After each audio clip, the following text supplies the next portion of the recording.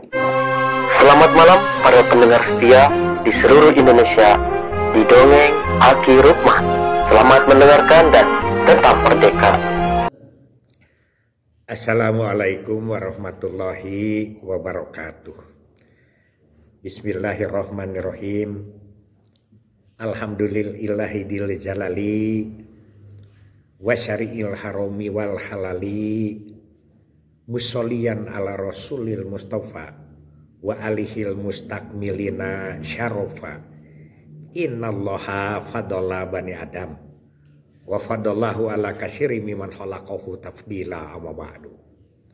Sampurasun and selamat malam Bapak Ibu, khususnya kepada anak cucu Aki dimanapun menyimak dongeng ini.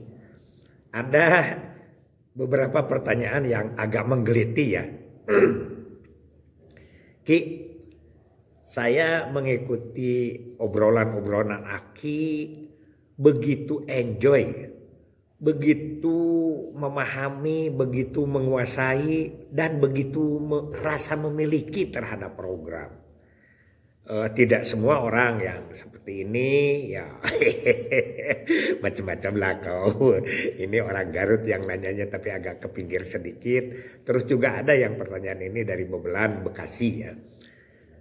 Kenapa rahasianya bagaimana sih sampai Aki itu sebetulnya benar-benar sepertinya menjadi way of life atau jiwa raga gitu. Enggak lah kalau gitu mah. Tapi yang jelas Aki itu sangat-sangat bersyukur kepada Allah Subhanahu wa Ta'ala bahwa perjalanan hidup Aki ini dari muda sampai sudah muda, sedang tua sekarang bersama program keluarga berencana. Itu bersyukur sekali. Kenapa Ki bersyukur? Ya bersyukurlah. Memang yang pertama nasibnya sudah di situ, yang kedua beda, agak beda dengan yang lain. Begini ceritanya, silahkanlah bayangkan, hayu mari kita membayang. Pada usia 19 tahun, baru mau masuk ke 20, ya, Aki itu sudah punya istri dan sudah punya anak. Karena Aki itu kawinnya itu umur 17 lah, ya, umur 17 kawinnya itu. Jadi umur 19 itu si Heni itu anak Aki sudah gede, ya. Karena lahirnya itu kan tahun berapa 71 ya begitu ya lah, seperti itu. Udah punya anak lah pokoknya gitu. Nah, hanya bermodalkan ijazah SMP, ya tidak terlalu rendah saat itu SMP, tapi kan untuk menjadi status pegawai pemerintah itu lah raihannya berat ya, rada berat. Kenapa? Karena misalnya ya ini, yang diangkat pertama kali itu adalah PPL. PPL itu harus dari SPMA, Sekolah Pertanian Menengah Atas, SLA kan setingkatnya. Kemudian guru itu harus sudah SPG pada saat itu. Karena guru yang SGB itu adalah tahun 50-an. Guru-guru Aki kelas 1 SD sampai kelas 6 SD itu keluaran SGB setingkat SMP. Tapi kesininya sudah SMA atau SPG ya. SPG itu sama dengan SMA lah begitu. Nah, BKKBN tidak memandang ijazah. SMP boleh, tapi tujuannya PLKB. Itu waktu itu PLKB karena di tesnya gitu. 2 kali Aki. Yang pertama Aki berangkat ke Jalan Lombok nomor 36 ya kalau tidak salah. Di situ BKKBN Pak Sunyoto, Pak Sumarno waktu itu itunya apa? Kepala BKKBN-nya.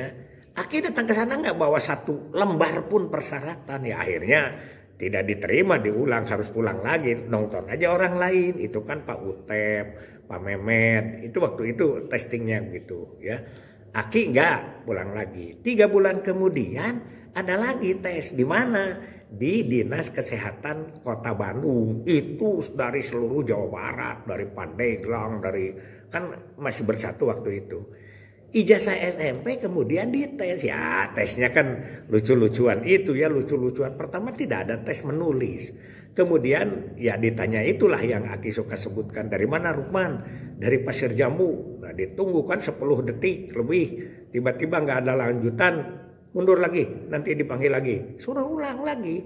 Begitu kedua Aki ngerti gitu ya. Jadi yang pertama testing kedua kali, nah kedua tes saat itu kedua kali ke depan. Ya baru ngerti bahwa dari mana Rukman, saya dari RT 1 RW 5 Desa Cukang Genteng, Kecamatan Pasir Jambu, Kabupaten Bandung, Provinsi Jawa Barat, Republik Indonesia. Baru disuruh duduk, terus saja ngocoblak, tidak ada tes tulis. Tiba-tiba sore sudah semua selesai, diumumkan bahwa dari 300 yang testing saat itu adalah 64 yang lulus itu. 59 untuk PLKB, 5 orang langsung jadi grup leader.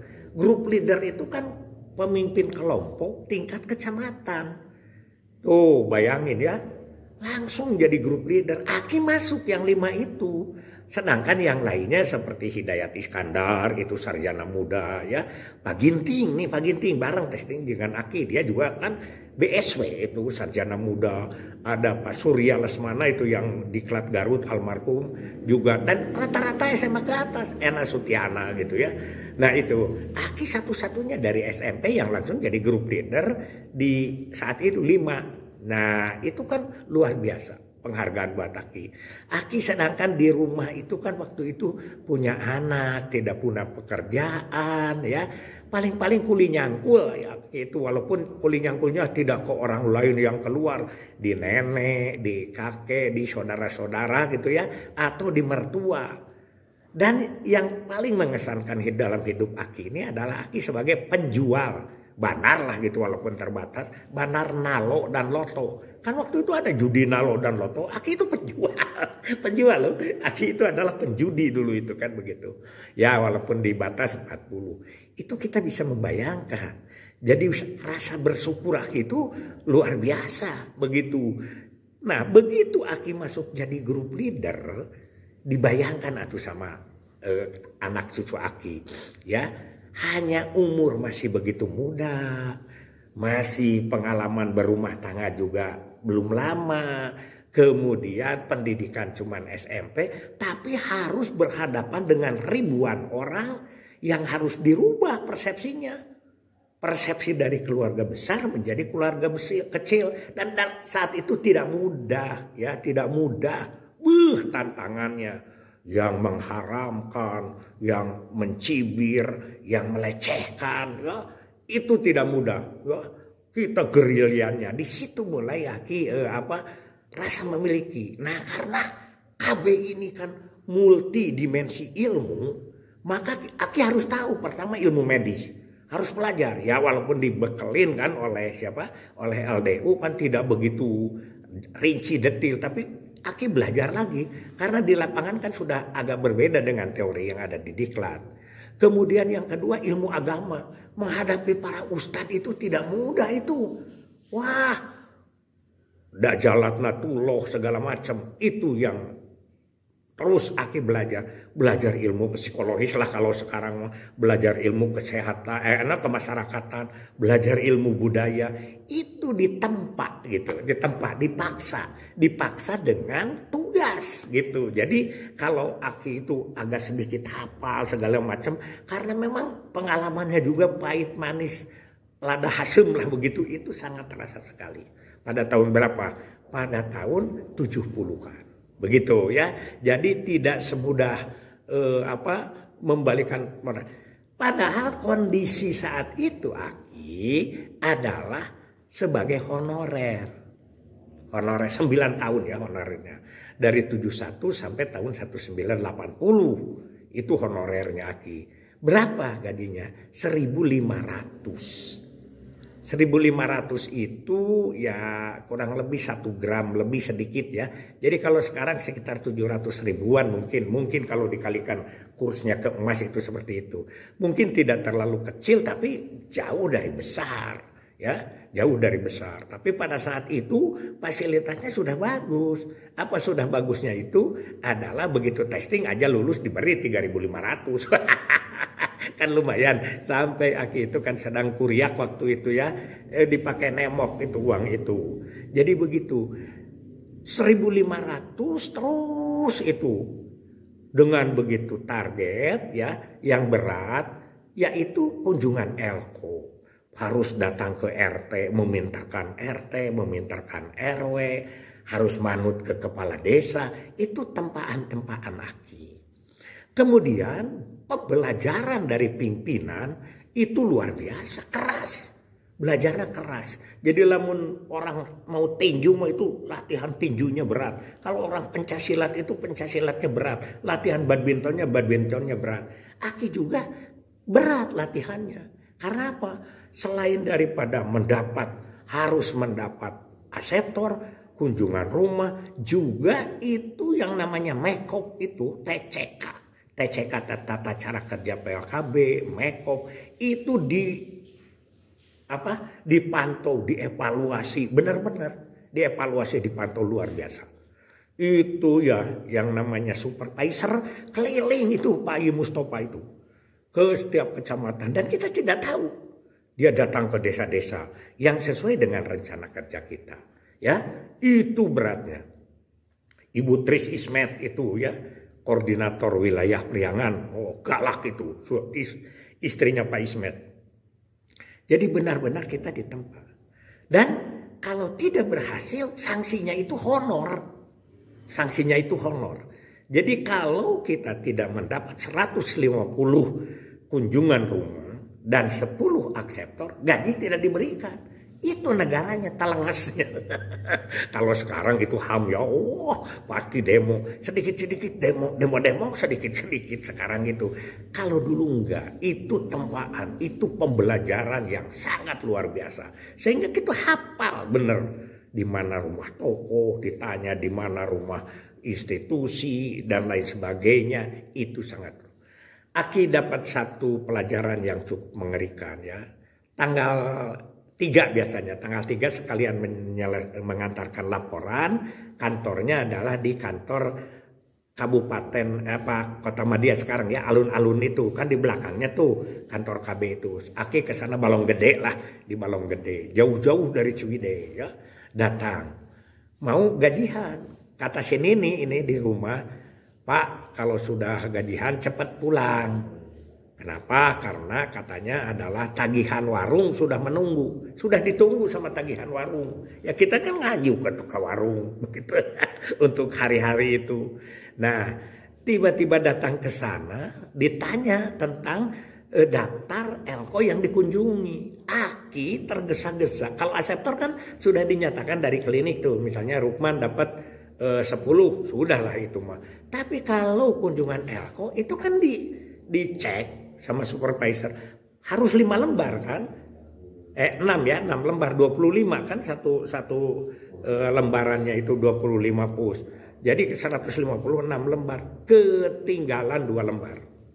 Ketinggalan 2 lembar. Jadi hanya ada 4 itu kan hanya 100. Jadi Aki tidak memenuhi target kunjungan rumah. Akhirnya ditangguhkan honornya. Benar-benar Aki itu paras pulang itu leles ya, leles, lemas, dan Aki menangis. Benar-benar menangis. Itu tempaan kenapa Aki sampai sekarang selalu ingat. Karena perjalanan hidupnya itu berat dengan KB ini. Tapi berat itu adalah memacu Aki untuk menjadi belajar, untuk maju, untuk mental kuat dan lain sebagainya. Itu diantaranya. Banyak lagi suka dukanya. Aki ini sebagai pertanyaan yang mungkin bisa menjadi gambaran bagi kawan-kawan. Kalau motivasilah terserah saja. Hanya yang penting buat Aki itu pengalaman. Sehingga Aki itu dari langkah ke langkah, dari hari ke hari, dari rumah ke rumah, dari tokoh ke tokoh, hafal sampai sekarang. Karena benar-benar dilaksanakan dengan penuh suka duka. Begitu. Itu dulu ya, itu tahun 70-an. Belum selesai. Obrolan tahun 70 juga. Saya kira itulah karena ini ada pertanyaan saja. Ada pertanyaan. Mungkin di kabupaten lain juga sama dan lain sebagainya. Karena sekarang yang masih katanya masih suka mendongeng cerita itu karena Aki. Maka ditanyakannya ke Aki. Dan Aki kelihatannya begitu enjoy. Begitu gembira. Betul. Betul. Sekarang gembira nggak dongengnya. Pada saat itu kan bisa nangis Aki juga ya. Hasbunallahu wa ni'mal wakil, ni'mal maula wa ni'man nasir. Wassalamualaikum warahmatullahi wabarakatuh.